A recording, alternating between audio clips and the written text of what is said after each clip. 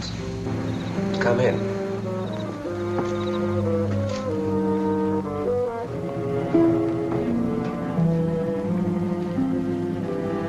I don't see why I couldn't have used my car to get here. You follow instructions. I had to walk a mile from that bus line.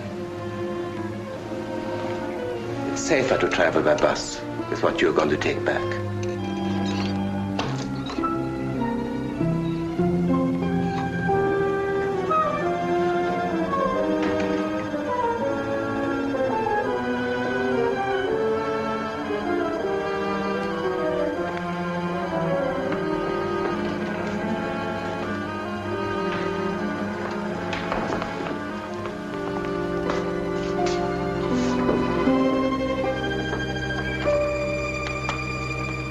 If there should be an accident on the bus, or should you be stopped by anyone, get rid of it.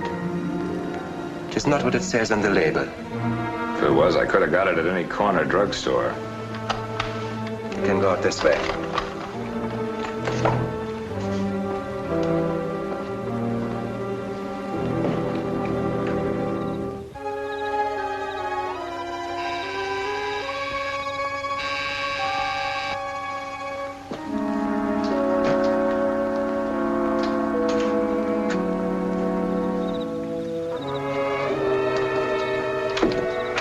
Dr. Ordway, I'm Mrs. Travers. We bought the Wheeler home across the street. Oh, yes. We're having a house party, and one of our guests has taken ill. I couldn't reach our doctor. I wonder if you... Yes, I'll go across with you and see what I can do. That's awfully good of you.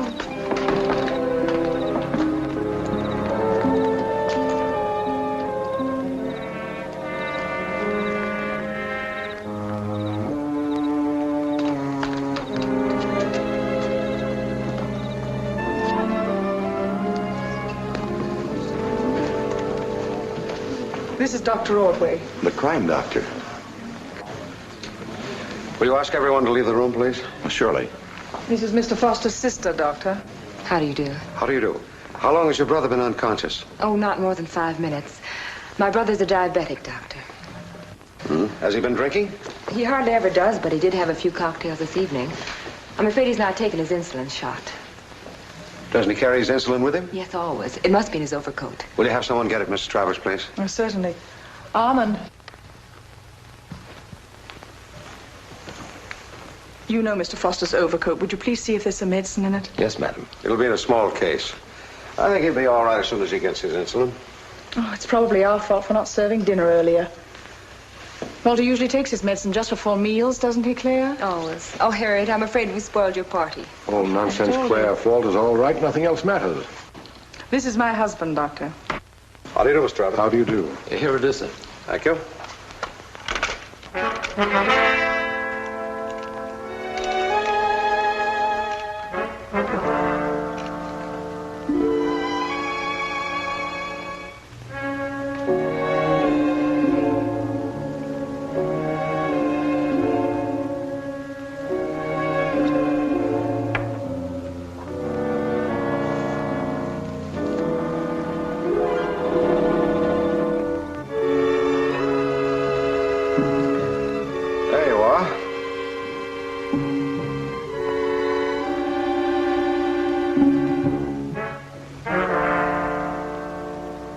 Thanks.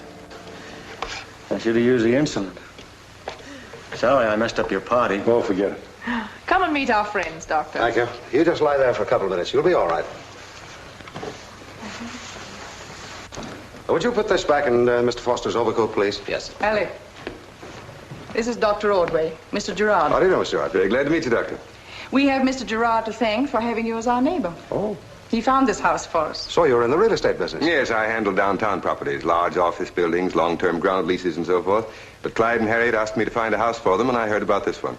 I thought psychiatry was your field, Dr. Ordway. This is Jack Swain, Doctor. How do you do, Mr. Swain? How do you do? Yes, I am a psychiatrist, but of course I'm also a physician. Well, maybe you have something in common with Jack, Doctor. You renovate rundown minds, and he renovates rundown bodies. Harriet's telling you about my gymnasium. I operate the Swain Institute of Health. Oh.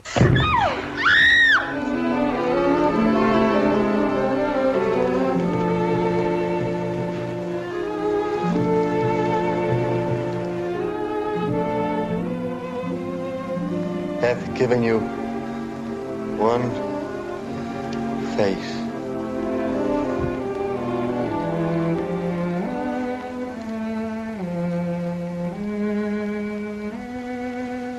Mr. Foster is dead. Will someone please call the police?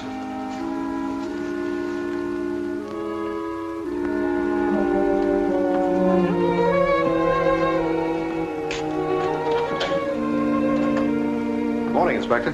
How are you, Doctor? Call the medical examiner's office and ask Dr. Steiner to come up. I want you to hear what Steiner has to say firsthand. Well, while we're waiting for him, you can tell me if Walter Foster died from natural causes. No, you were right about that. He was poisoned. And so you are more or less responsible for his death. Morning, Ordway. Hello, Steiner. How much has he told you? Well, only that Foster was poisoned. Yes, death was practically instantaneous once the poison reached the heart, which was a few moments after you injected it. So you found poison in his insulin. Well, in that case, it could either be murder or suicide. No, there's no possibility of suicide in this instance. Right, Steiner? Right. There was no poison in Foster's kit, but there was poison in the injection you gave him. Oh. You mean someone removed his bottle of insulin and replaced it with one containing poison. And then after I used it, switched the bottles back again, huh? Exactly. The murderer made you the instrument of his crime. Or to put it more plainly, somebody has made a fine sucker out of you. I hope you're not going to let them get away with it. Oh, I get it. You want me to do your job for you, huh? Oh, no, but under the circumstances, Inspector Burns thought you might like to help. And living across the street from the scene of the crime, it makes it easier for me to investigate than you. All right. Well, have you done anything at all, or do I carry the ball on every play? No, we have the servant, Armand Morel, under surveillance, and also some of the others. Inspector Burns couldn't make an arrest at this time, unless he took you. Tell me, is Armand a permanent employee of the Travers? No, he was just hired for the party. Now, here's a list of everyone who was there, with their names, addresses, occupations, and whatever information we had time to gather. Who's this Alan Tobin attorney? I don't remember meeting him. No, he left early. Is he the Travers attorney? No, he's the administrator for the Foster estate. And you haven't questioned him yet? Well, there hasn't been time. All right, if I get any ideas, I'll call you. So all right, thanks, Doctor. Goodbye. So long.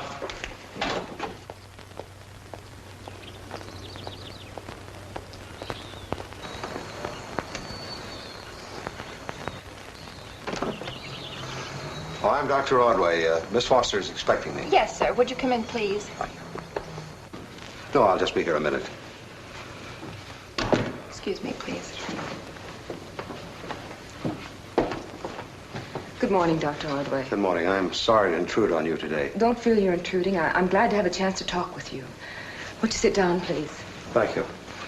I called particularly to ask you about something that your brother said before he passed away. Well, I knew he said something, but I didn't hear quite what it was. Yes, his voice was weak and a little incoherent. But I'm pretty sure he said, hath given you one face. Does that mean anything to you? No, it Well, it sounds like a quotation of some sort, but I don't know from what. Did you ever hear him quote those words before? Hath given you one face? No, but they stir something in my memory. Pardon me.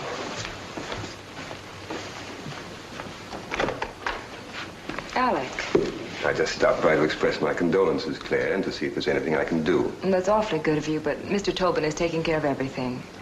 You remember Dr. Ordway? Yes, of course. How are you, Doctor? I'm fine, thanks. Miss Foster and I were just talking about something her brother said at the last. It's an incomplete quotation. Hath given you one face. Do you know what that's from? I believe it's from the Bible. Perhaps it's the text of a sermon that impressed Walter. Do you recall the verse it's from? No, I don't at the moment. Oh, well, if either one of you think of it, will you let me know, please? Thank you. Thank you, Dr. Ordway. Goodbye.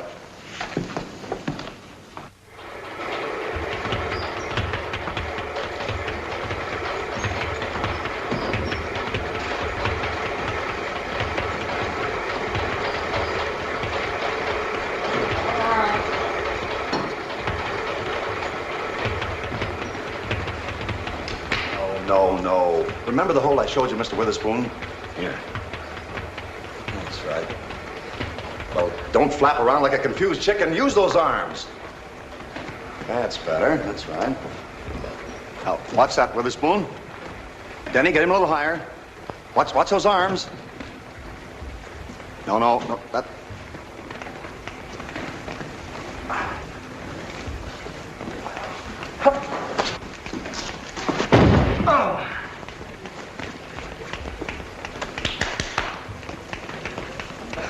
Oh, Dr. Ordway.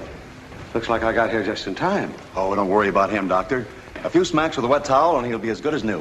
What is he, a professional wrestler? Certainly not. He's a client. I'm conditioning him. Conditioning him for what? The morgue? Huh? Oh, you should take a course in judo yourself, Doctor. It'd be a pleasure for me to train you personally. Well, that's mighty nice of you, but the idea doesn't happen to appeal to me. Well, it might come in awfully handy someday. You must meet a lot of screwy characters in your line of work. I don't think my patients are as crazy as yours. Hmm? Oh, is there someplace we can talk for a minute? Oh, certainly. In my office.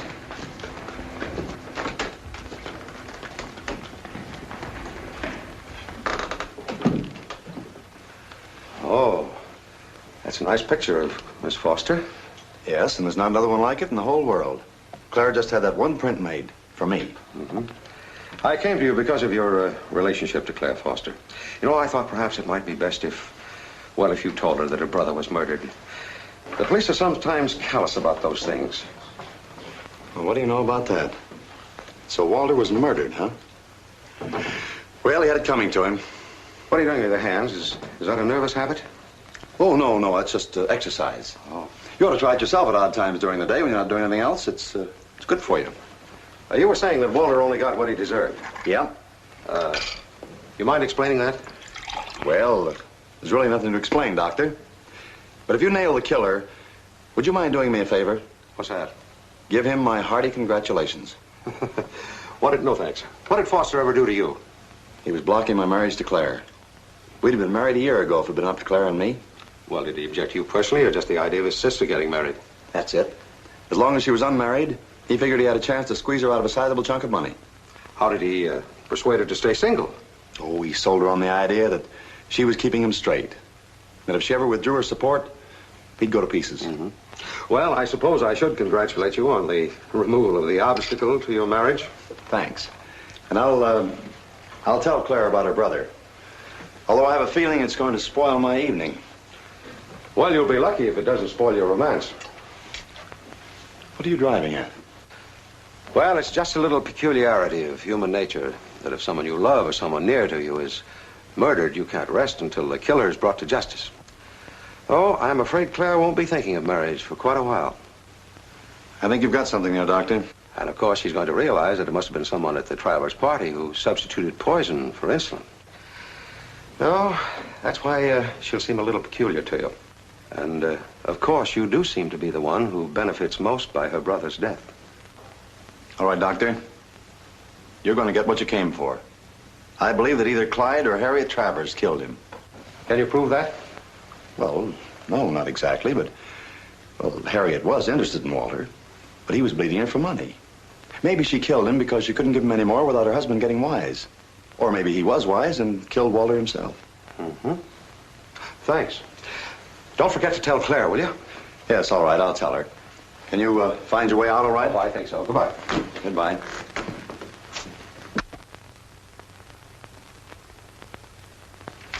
Hath given you one face, hath given you one face.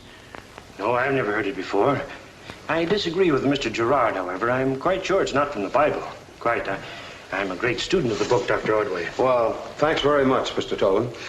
By the way, I understand you're the Foster family lawyer. Oh, yes, I've handled their affairs for many years. Their father was the late Charles Foster, you know. Yes. Well, then I suppose Walter Foster was financially independent. On the contrary, he was dependent on his sister, on other women, or anyone else, for that matter. Well, didn't he get any of his father's money? I'm the administrator of Charles Foster's estate. The children, Claire and Walter, under the terms of the will, were to have a monthly allowance until they reached the age of 21. Then Walter received his full half of the estate. Well, what did he do with it? He received $250,000 and in 3 years was destitute. Am I keeping you by any chance? Oh, no, I'm waiting. Excuse me.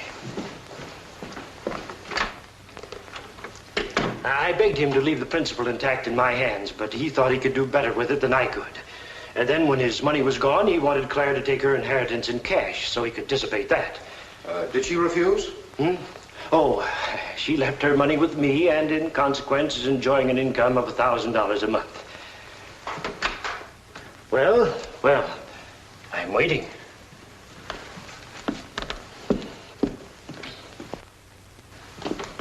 It's 3 minutes after 4. You're late. Yes, I know. But a fuse blew out as I was burling the water.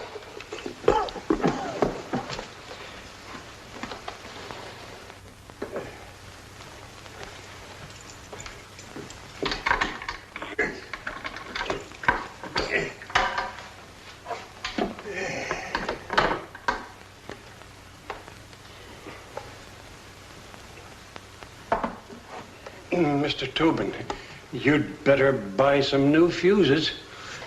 That fellow has the most ingenious excuses for being late with my tea. I just bought fuses. Really? You said that Walter Foster was dependent on his sister. But only for $100 or $200 now and again. Of course, he tried to wheedle more out of her. $5,000 for this, $10,000 for that. Always promising to double the money overnight. But Claire didn't fall for it. She knew her brother. Of course, she was fond of him in spite of his weakness.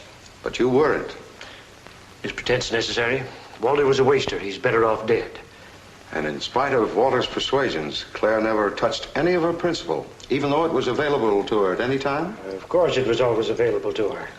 As a matter of fact, once she did draw $10,000 in cash. She wanted it to invest in her sweetheart's business, a health institute. Seemed like a foolish investment, but it's turning out all right. Of course, I wouldn't ordinarily discuss Claire's affairs. Why did you really hate Walter Foster? Did he embarrass you by wanting his money in cash? Be careful, Dr. Ordway, or you'll find yourself defending a suit for slander. Goodbye, Mr. Tobin.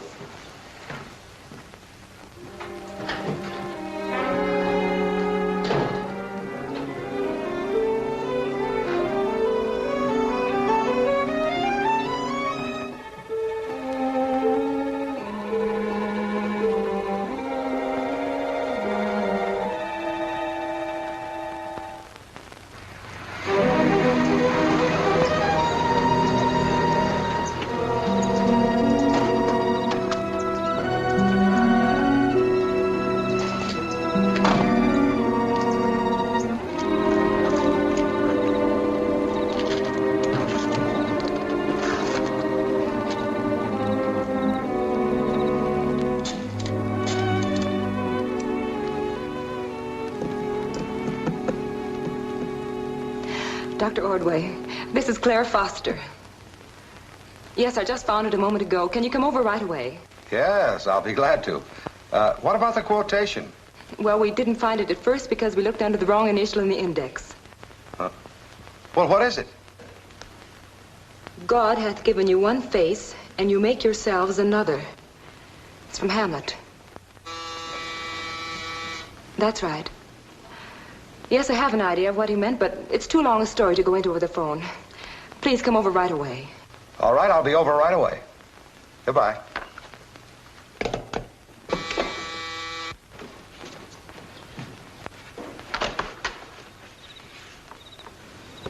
Who's there?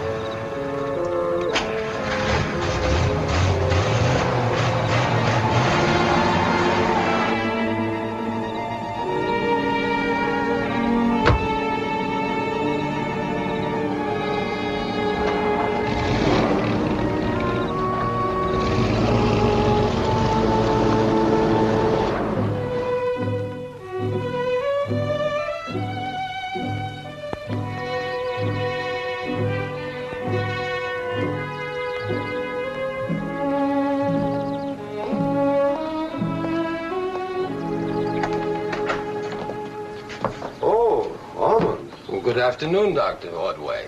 Mr. Travers is not home. Do you wish to see the madam? Yes, please. I shall inform her that you're here. Won't you come in? Thank you.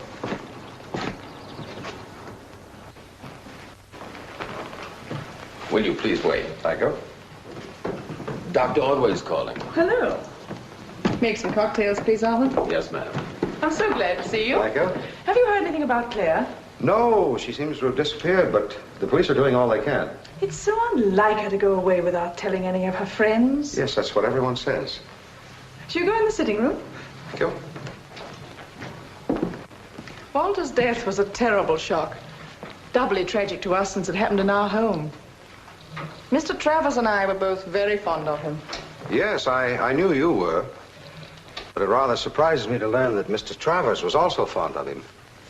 Frankly, Doctor, it rather surprised me, too. Oh, you'll join me in a cocktail, won't you?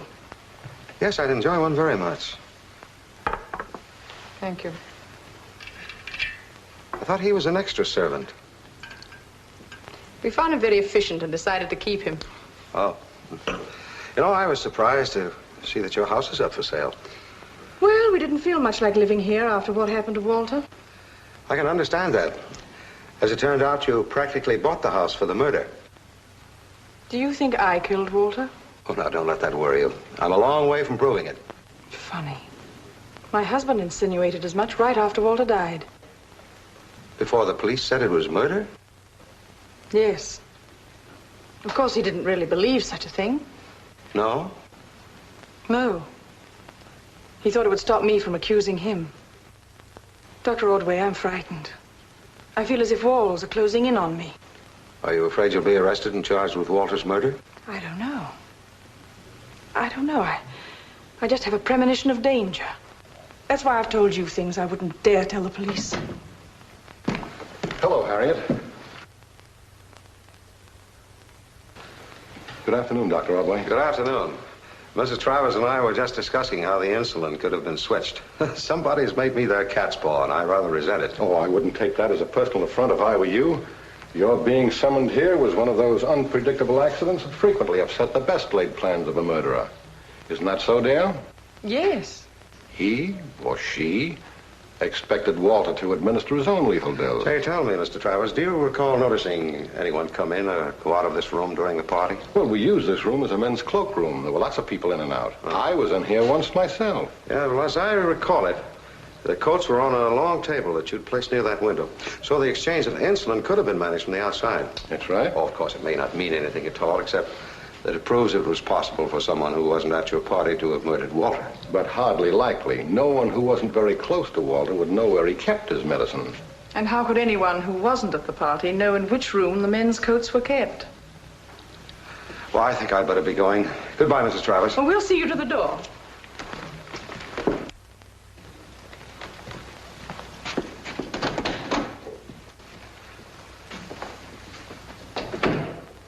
I'm Dr. Ordway.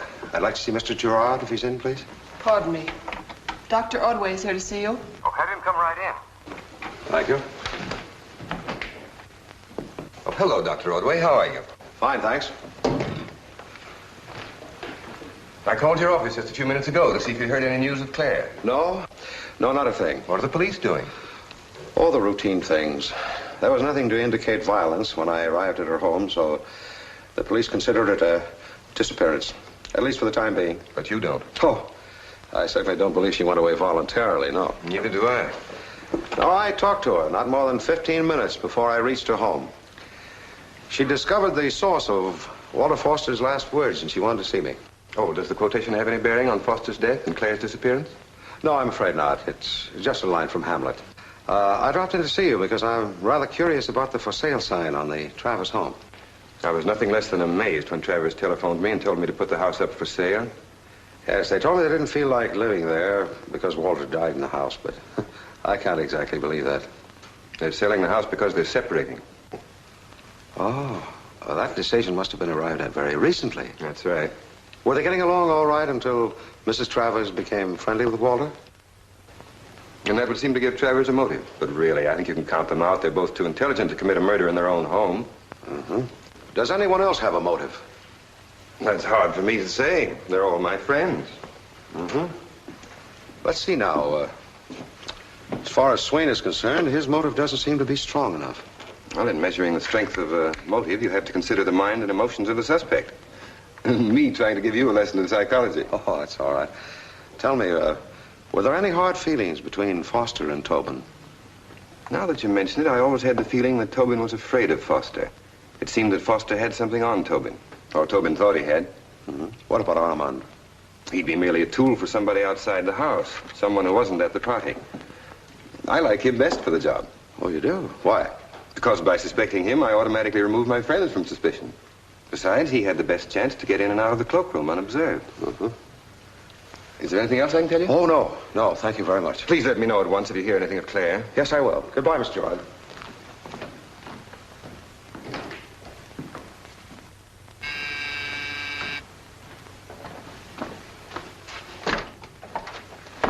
Dr. Ordway is expecting me.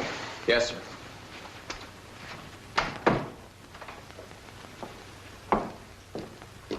Mr. Travers is here.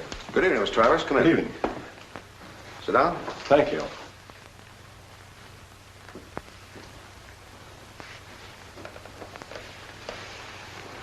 Ever since you left our house, something has been running through my mind. Yes? I may as well tell you, first of all, that my wife and I have quarreled rather seriously over Walter Foster. Yes, I've heard rumors to that effect. When we were married, I gave my wife a substantial block of stocks for a present. Recently, I noticed they were missing from the safe deposit box. She admitted selling them to establish Foster in a business. Was that your first quarrel over him? Well, it was the first serious one. She became angry and announced she was going to leave me.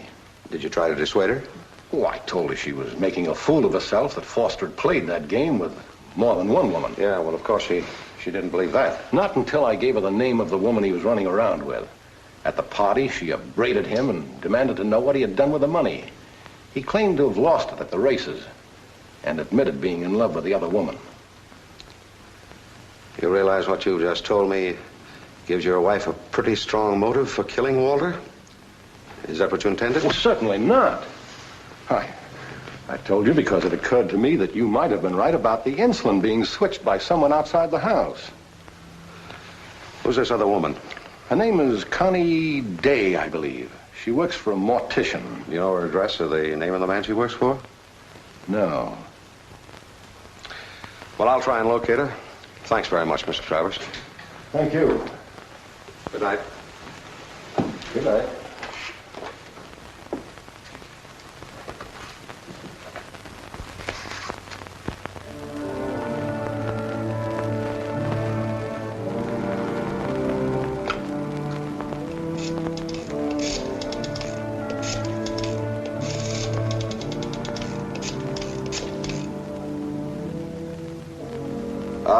Does a Miss Connie Day work there?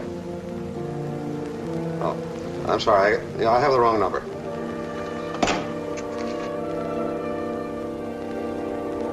Thank you.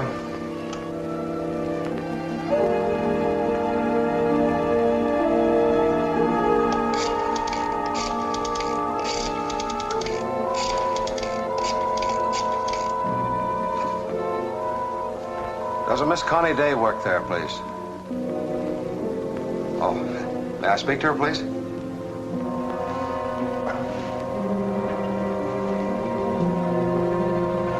You wanted on a telephone.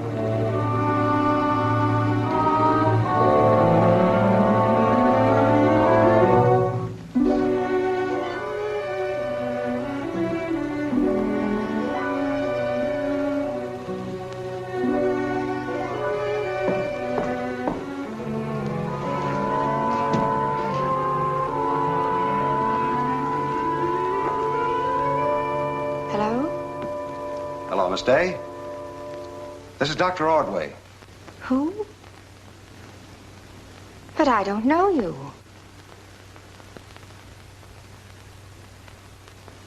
Oh, no. It's impossible. We have an early morning funeral and I'm working tonight. Well, then I'll drop out there and see you. Oh, no. No, you mustn't do that. I'll be through about 9. I can see you shortly after that. No, You'd better come to my place.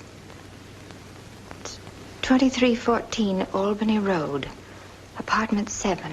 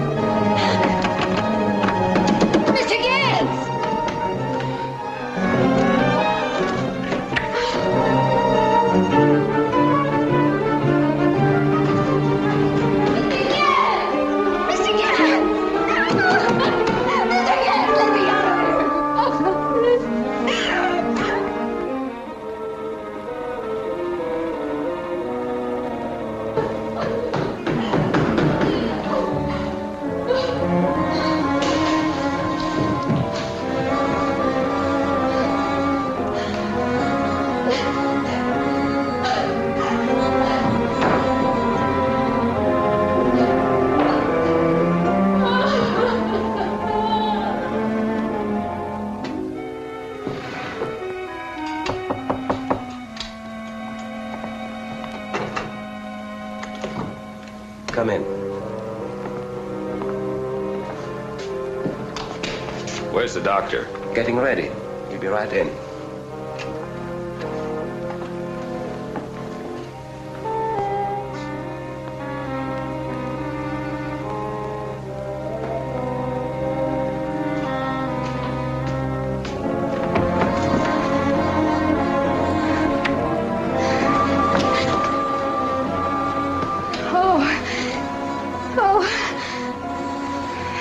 Mr. Gans forgot I was working and locked me in. I've been nearly crazy.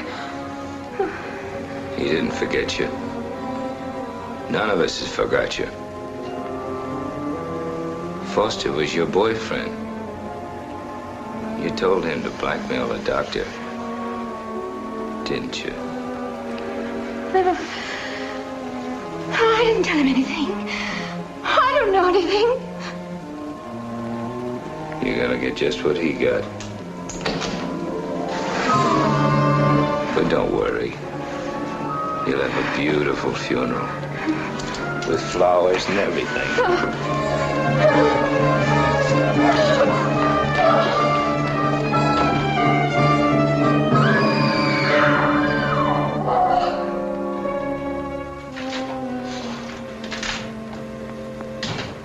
Yeah, she skipped without leaving so much as a handkerchief. I waited around till after 11 last night, and she hadn't arrived home then. You're certainly having bad luck with your phone calls. You talked to Claire Foster and she disappeared. Then you phoned this girl and frightened her away. Maybe she wasn't frightened away. Hasn't it ever occurred to you that whoever is responsible for Claire's disappearance might also be responsible for Connie Day's? You sure you didn't hear her moving out during the night? I certainly did not, or I would have had a word with her. She was supposed to give me 30 days' notice before moving. Oh, there's no one on duty in the lobby here at nights. Oh, you see, we don't have a switchboard. Each apartment has its own phone. I talked to her employer. He said she left there at 9 o'clock. They were both working late because of an early funeral this morning. You know anything about any of her friends? No, but there was one young man I know about. I think they called him Walter. Well, thank you very much. Yes, thanks. You're welcome.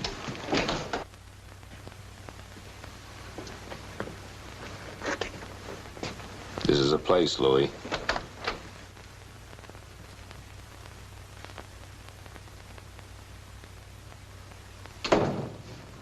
I'm Mr. Casper. I phoned a while ago for an appointment. Well, Dr. Ordway should be here in a few minutes. In the meantime, you can fill in your name, address, and phone number on this card. My brother's the patient. Well, then put down his name. There's a pen on that desk.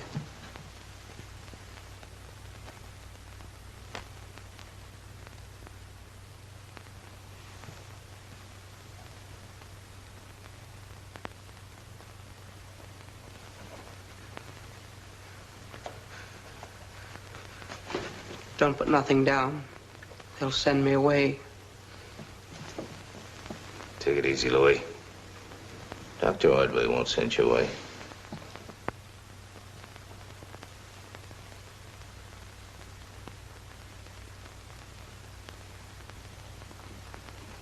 There you are, miss. Thank you. I'm in now, Miss White. I'm sending in a patient, Dr. Ordway.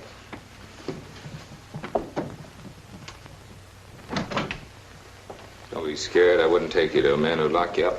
Come on over. Let the doc help you.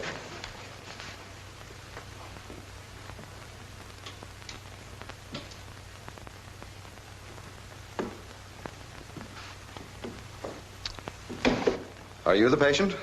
Yeah, he wants you to help him. He's afraid he's going to be locked up. I'd like to hear Louis answer my questions, if you don't mind. Certainly, Doctor. You understand, Louis? I can't help you now. You got to work things out yourself. Come on over and sit down, Louis. Louis, I made a mistake. He's the man who wants to lock you up.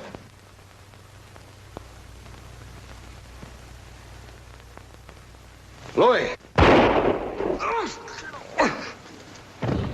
You crazy fool!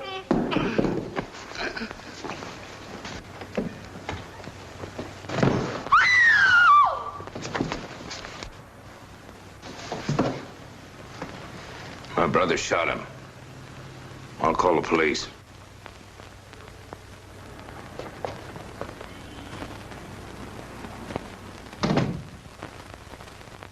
We knew, of course, the name he used in your office would be assumed, but we made a nationwide search and check on it just the same. No results. Well, what about the fellow that he brought with him? He's been in and out of institutions all his life. There were no friends or relatives on his record, so we couldn't get a lead to Casper through identifying him. Well, when new patients come in the office, Miss White always has them write their names and addresses on a filing card. I'm all right, thanks. Yes, I know. She gave us Casper's card, but there were no fingerprints on it, except her own and yours. Well, how could Casper handle the card without leaving a finger? Miss White, what about that girl that worked for the undertaker? Connie Day. Yeah. She hasn't been heard of since she moved out of her apartment. I don't think she moved out any more than Claire Foster did. Someone cleaned out her place to make you think she'd skipped. Well, if you're suggesting that they've both been killed, then what's become of their bodies? I don't know, but I'm convinced they're both dead. Whoever killed Walter Foster thought they knew too much. And the attempt on my life was... It's all right. It's just a lamp. Don't bother. Attempt on my life was made for the same reason, too. Miss White? Yes, here she is. Dr. Ordway? Oh, yes. You recall exactly how Casper took the identification card when you gave it to him? Just like anybody else. Well, wait a minute. Here we are. Now, show me. Now, according to Miss White, he took it with his forefinger and his thumb.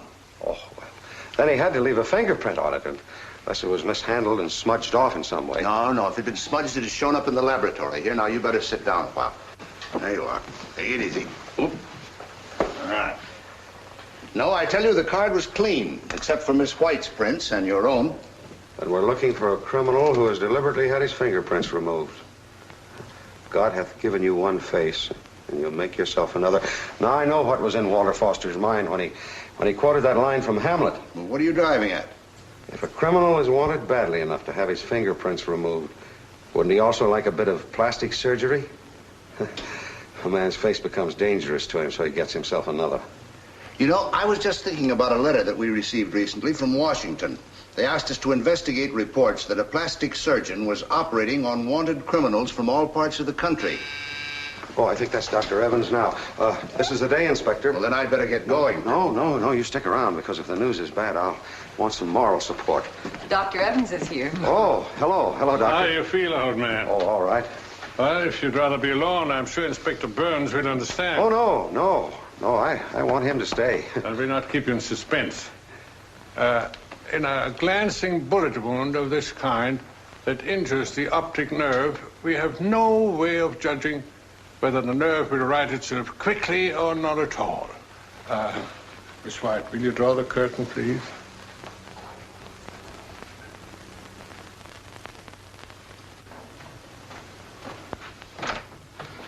We called to see Dr. Ordway. Won't you come in, please?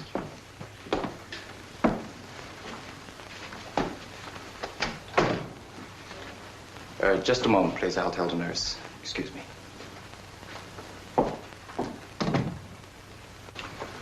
If Dr. Ordway is blind, do you think he'll give up his practice?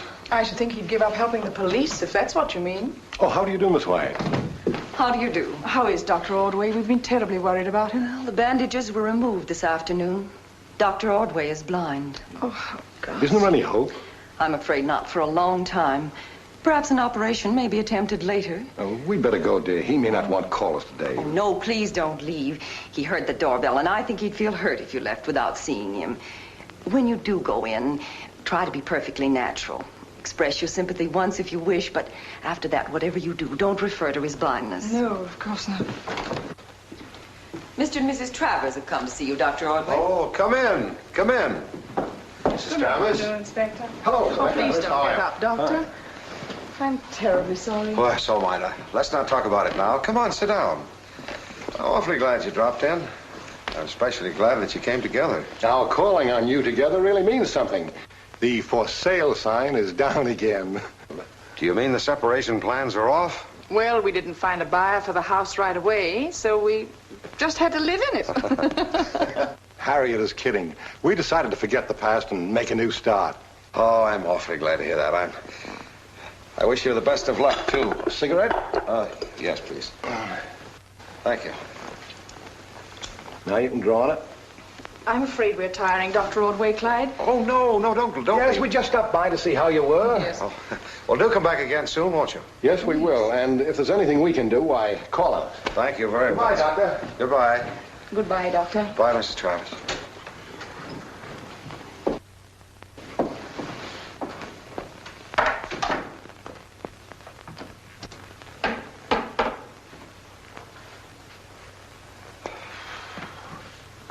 I don't like this deception. I know, but if it serves to catch a murderer, it's justified.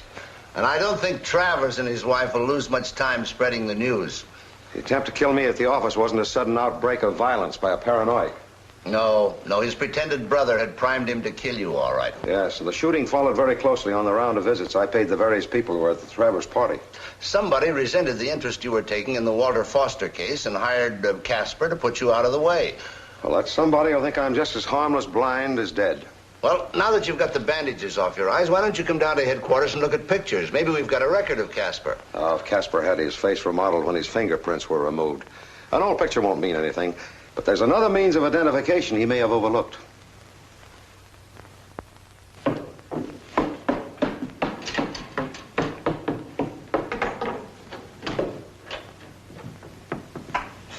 Turn the catch on the lock, will you, Dr. Ordway? Thanks. I had the files brought up. I thought you'd have more privacy here. Oh, splendid. Let me have that card, will you? Card? Yeah, the card that Casper wrote on in my office. There are no prints on it. No, I know that. I want to check the handwriting. I'll have the handwriting experted, but I'm sure you're right. The C's, E's, P's, and R's in both names are the same. There's no question but what Casper and Corsello are the same man. Mm-hmm. He was released 2 years ago after serving 7 years for robbery. Well, you got a good look at him in your office. Did he look like any of those old pictures? No, and I don't think he's going to be easy to find. Well, I'm not so sure of that. There may be a quick and easy way to get our hands on him through Armand, the butler. You think he and Corsello were working together? Well, somebody in the Travers house must have been. And I can't see any of Travers' friends getting mixed up with a man like Corsello. Oh, I don't think that Armand's guilty. But if he should be involved, the minute you arrest him, Corsello's going to run. I'll have to take that chance. Look here. If you should be right, and Armand does give you a lead to Corsello, will you do me a favor? Don't arrest him right away. Huh? Don't arrest Armand, and now don't arrest Corsello. That's like asking the hound to let the fox go. Well, I'm convinced there's someone more important, more dangerous than Corsello behind all this. Well, maybe you're right. But as a police officer, if I get my hands on Corsello, I have no choice but to arrest him at once.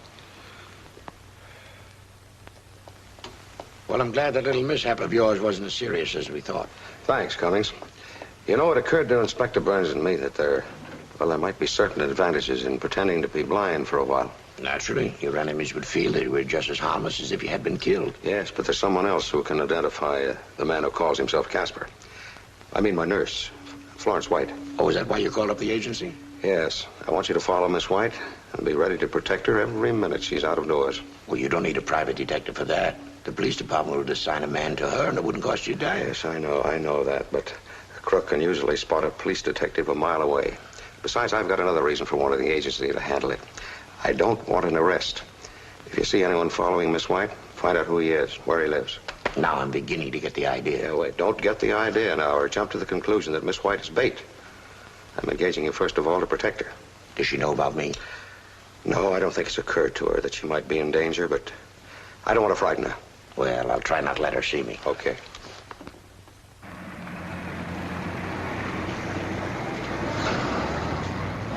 Looks as though we were in for a night of this. Well, he'll be along in a little while. He goes under the name of Marks, and he lives alone, so he's not apt to cook dinner in his apartment. Well, maybe he saw you following him and went out the back door. There is no back door. The service entrance is on the side. I don't think he knows I'm tailing him anyway.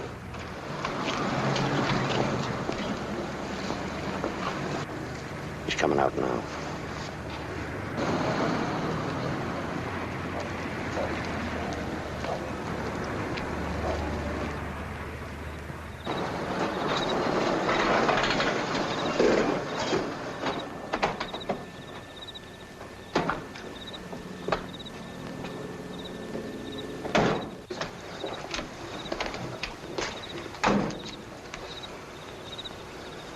Well, there's no one around. And I won't bother with the glasses. How about your friend inside? Did you take him into your confidence? Yes, I had to, but he's all right. His wife's a patient of mine. You want me to go in with you, or shall I wait in the car? No, you don't have to wait. Take a cab home, though, will you, and let me use your car? All right, but take care of yourself. Okay.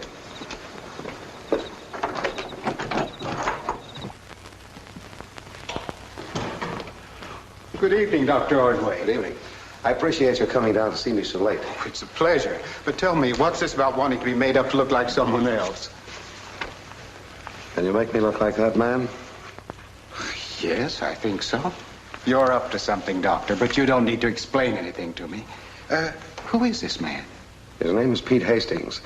The police want him for holding up a bank and killing a guard in Indiana. You realize you become the target of every policeman. Don't you worry about that. Well, when you telephoned me, you said you wanted me to do you a favor. This I consider an injury. But have it your way. Thank you. Let me see. Oh, yes. We'll try this one for size. Oh, fine.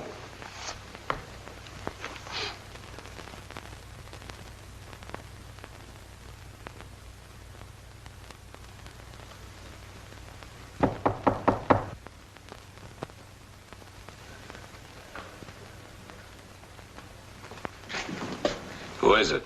Pete Hastings. I want to see Gypsy Carcello.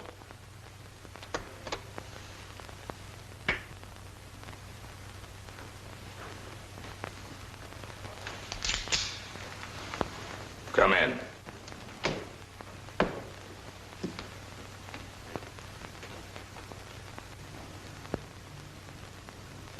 Shut the door. What do you want? Lefty Langton told me to look you up.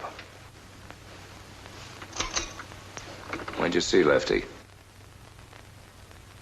A few days before he come east. Yeah? Yeah. Lefty told me if I ever got in a jam to look you up. How's Lefty making out? Lefty's dead. Oh, that's tough. He was a great guy. How did it happen? A couple of fly cops were picking him. Lefty shot it out with him.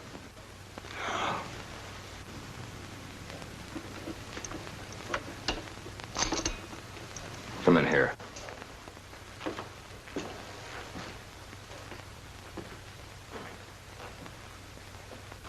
Pull on the shade.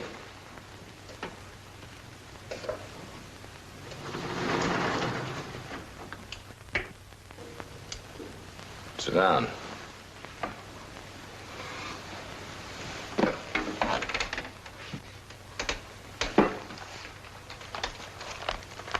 What was it I read about you in the paper the other day? Yeah. I believe my name was mentioned in connection with the Industrial Bank of Indianapolis. Pour us a couple of drinks.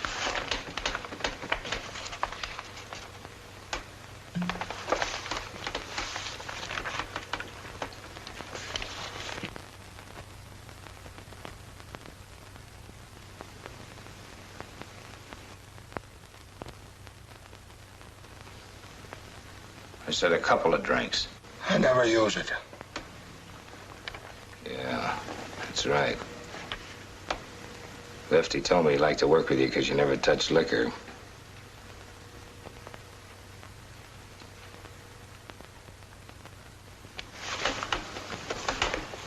Bank guard was killed in that job you pulled.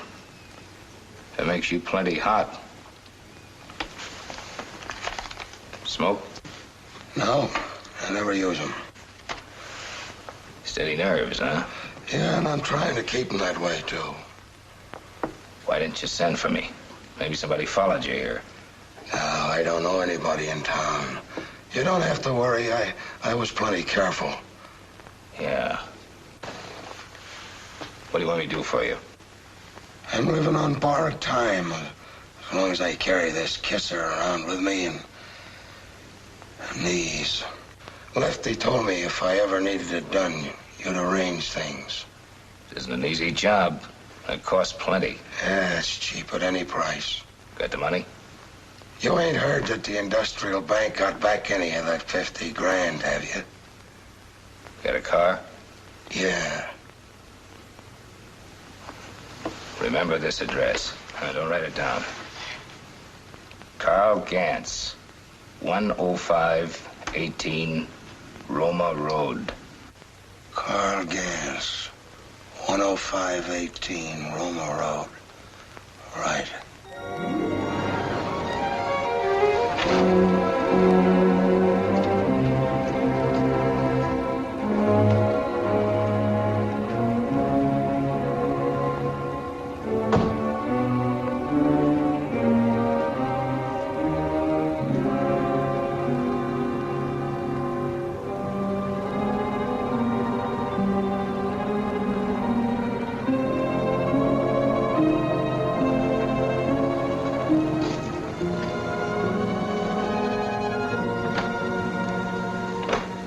Yes? My name is Hastings. I've been expecting you.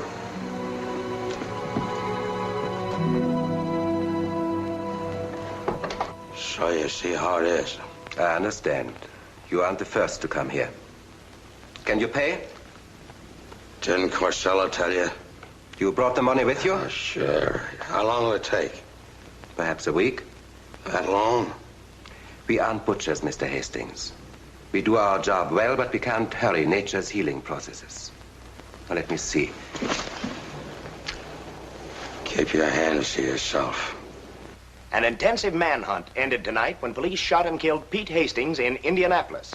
The killer bandit was machine-gunned when he elected to fight it out after being cornered in a local barber shop. For further...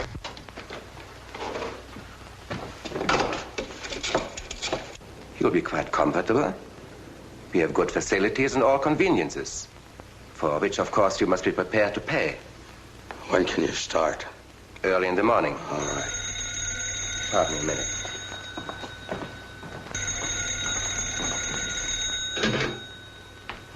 Gans Mortuary.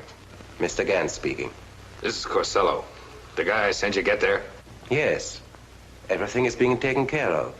You've taken in a stool pigeon or a cop. I know I said it was Hastings, but I was wrong.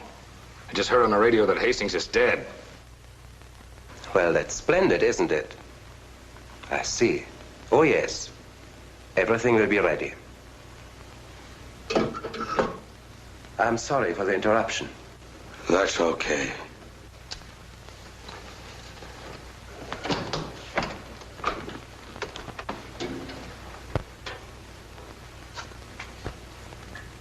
Lie down on the table.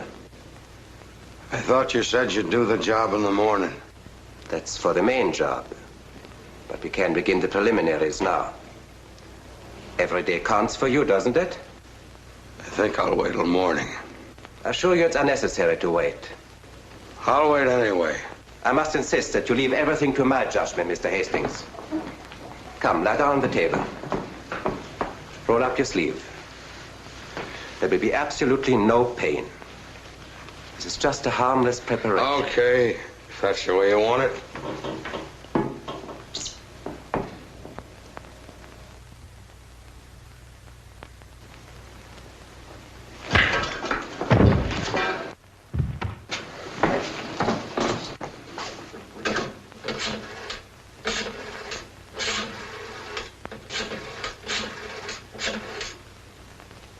Give me Inspector Burns, please. All right, then. Captain Moore will do. Hello, Moore. This is Ordway talking. I'm out at the Gantz mortuary. Can you come out here right away? Got something interesting to show you. Bring a couple of men with you, too. Okay. I wouldn't be surprised that if we looked into some of your recent funerals, we might find Connie and probably Claire Foster occupying graves under some other names. There he is. That's probably your friend Corsello.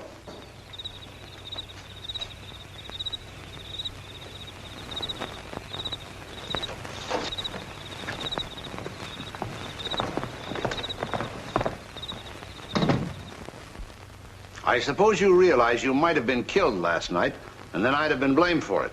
It'd have been funny if I'd had to perform an autopsy on you. You could at least have taken us into your confidence so we could cover you. Tell me, have you made Gantz and Casper talk yet? No, not yet. Dr. Steiner's been having a field day, or I should say night. Gans's records indicate that he only had 3 funerals this week. One was okay. The burial orders on the other 2 didn't look good, so we exhumed the coffins and found the bodies of Claire Foster and Connie Day. I've just finished the autopsies. They were both killed by an injection of the same poison that killed Walter Foster. Incidentally, the hypo Gans was going to give you was filled with the same poison. Oh, they're certainly poison-minded. Well, murderers follow patterns like everybody else. What are you doing for lunch, Steiner? Well, I've got another autopsy and appearance before a coroner's jury, but I think I can make it. Fine. I'd like to have a little chat with you about toxicology. That'd be charming. Come on. Oh, have you any objections to releasing Armand now? Not at all. You can take him with you if you like. All right, see you later.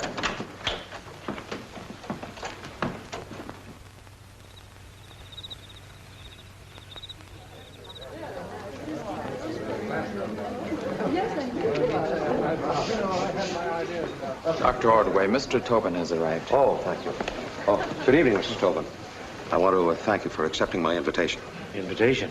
It sounded more like a summons to me. Well, I had a special reason for asking you, as you'll discover in a moment. Will you just make yourself at home, please? Thank you.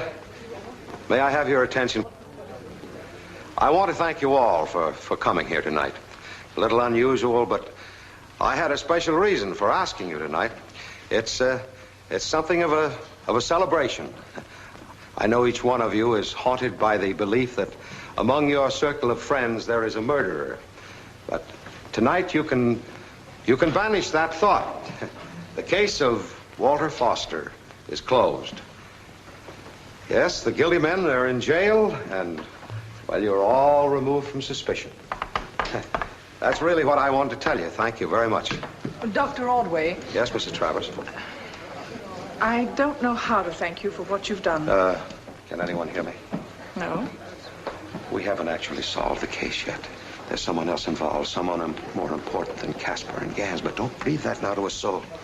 No, I won't.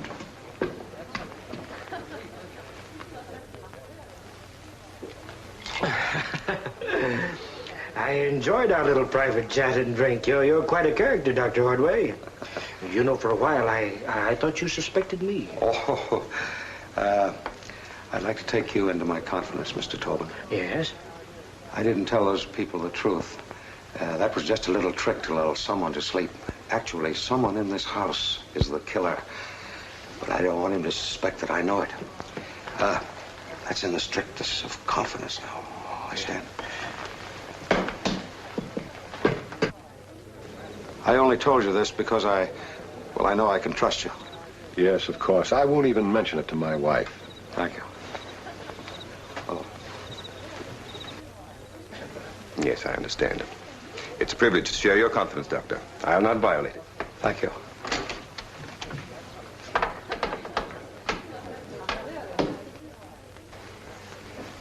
I've been trying to get a word with you all evening.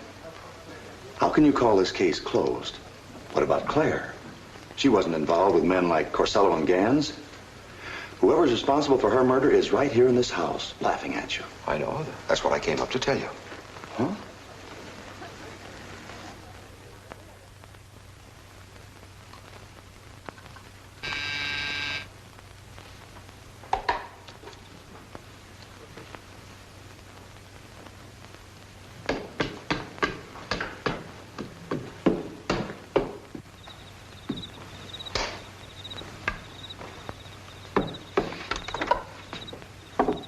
Yes? Who is it, please? It's Gerard, Dr. Ordway.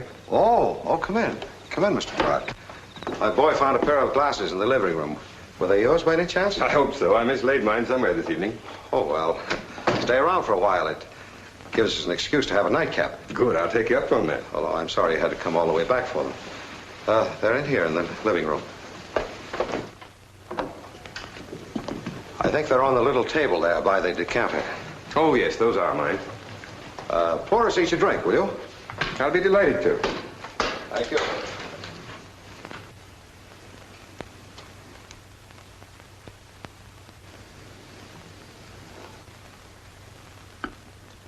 Don't make mine too heavy, will you?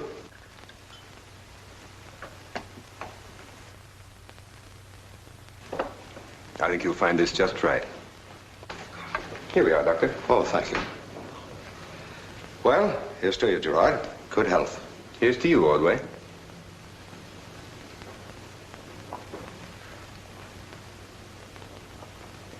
Thank you.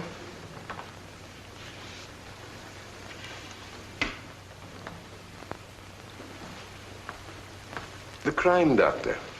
The man who always solves his case. I have a little confession to make that I think will interest and surprise you. What's that? I killed Walter Foster, and I arranged to have Claire and Connie Day removed. Unfortunately, Ordway, you won't live long enough to make use of my confession.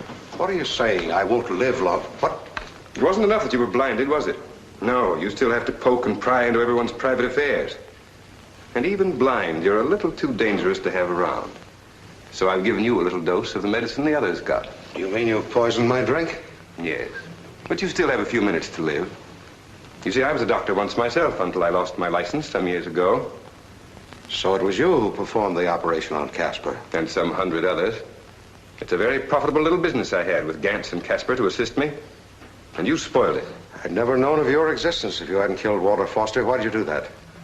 He tried to blackmail me.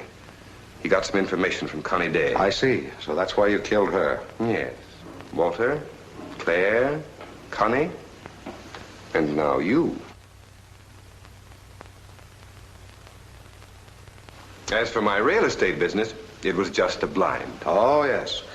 Well, I think I've played this little game with you long enough, Gerard. Oh, you're surprised, huh?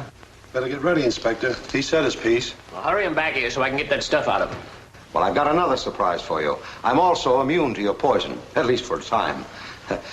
I've had my stomach lined with a heavy emulsion of chalk. All right, Murphy, take care of him. Come on, hurry up, Ordway. Steiner's waiting for you. Yes.